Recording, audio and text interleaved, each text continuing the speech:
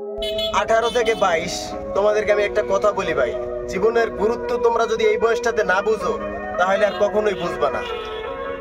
টাকা কামাও ভাই, টাকা কামাও, এখনো সময় আছে, এই সময়টা কাজে লাগাও। জীবনে অনেক ঘোরাঘুরি করছো, ঠিক আছে, এবার একটু মনোযোগ দাও, লাইফে ফোকাস দাও, স্বপ্ন দেখো, বড় হও। আমি মূলত একটা জিনিস কি, আমরা যারা কাজকর্ম পাই না, আমরা সবসময় এই আশায় বসে থাকি যে কেউ একটা আমার কাজ ম্যানেজ করে বলবো যে তুমি এই কাজটা করো, তারপর আমি করবো। আসলে এমন না বিষয়টা, আমাদের নিজেদের খুঁজে খুঁজে কাজ করা উচিত, জানেন।